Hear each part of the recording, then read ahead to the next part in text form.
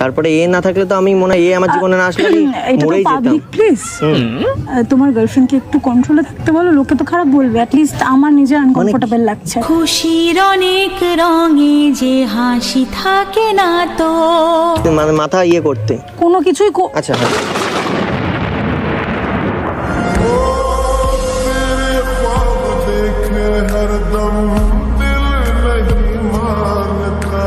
So guys, welcome back to my channel. This is Akil আর আমার সাথে আজ রয়েছে দেবাঞ্জনা।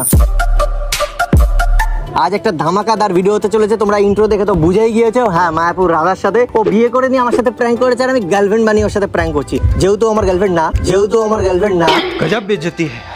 তবুও আজকের জন্য আমার গার্লফ্রেন্ড। अच्छा ठीक है। তোমরা ভিডিওটা শেষ অবধি না দেখলে বুঝতেই পারবে না যে কি আছে ভিডিওর মধ্যে। তো দেখতে থাকো, সঙ্গে থাকো, লেটস স্টার্ট। তো ওকে আমরা লোকেশন বলে দিয়েছি, আমরা একটু কথা বলতে থাকবো। আর দেবাঞ্জনা তুমি মাঝে মাঝে পেছনে দেখবে, ঠিক আছে? তুমি কিছু শুনবে, আমার মুখের সাইডই শুনবে শোনাতেই পারো, নাকি ও আসলে বলবো?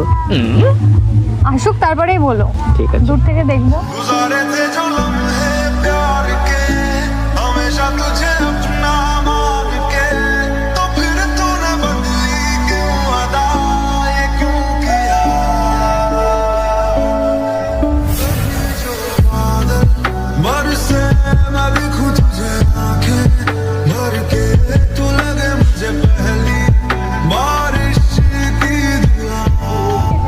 আসছে চলে এসছে।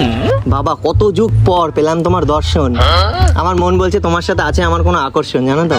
দুইটি বিন্দু আধানের আকর্ষণ বা বিকর্ষণ বল। আমার জীবনে এত সুন্দর একটা গার্লফ্রেন্ড পাবো ভাবতেই পারিনি। সিরিয়াসলি আমার চোখে মনে হচ্ছে তুমি সব থেকে সুন্দর। যেহেতু আমি কোনো মেয়ের সাথে কথাবার্তা বলি না, দেখা করি না, ঘুরি না, তুমি আমার প্রথম লাইফে ফার্স্ট গার্ল। একটু প্রাউড ফিল হচ্ছে না তোমার? কিসের প্রাউড ফিল হবে? কি মানে তুমি ভাবো এরকম একটা ছেলে তোমাকে মানে গার্লফ্রেন্ড বানিয়েছে, আর তোমার গার্লফ্রেন্ড মানে তোমার বয়ফ্রেন্ড এত সুন্দর। সুন্দর তুমি কত, এই মন শুধু জানে। প্রাউড ফিলই করছো না, তো এরকম করলে হয় নাকি? হ্যাঁ, এরকমটাই তো করতে হয়। আর আজকে এখানে তোমাকে কেন নিয়ে এসেছি জানো? কেন? একটা ফ্রেন্ডের সাথে দেখা করাবো। কে সে? আরে সে হলো আমার একটা ফ্রেন্ড, যার এখন চলছে ভীষণ ট্রেন্ড। তোমায় দেখে ভালো লাগা, তোমায় ঘিরে সব চাঁদ। এত সুন্দর করে সেজে এসছো জানো, তোমাকে লাগছে হেভি। আজ থেকে আমি ডাকবো তোমাকে বেবি।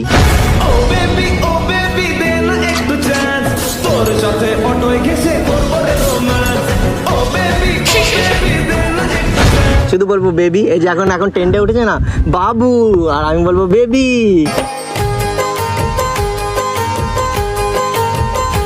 এনে অনেক লোকজন তো, নাহলে একটা চুমু খেয়ে নিতাম। চুমো এঁকেছি সবচেয়ে দামি।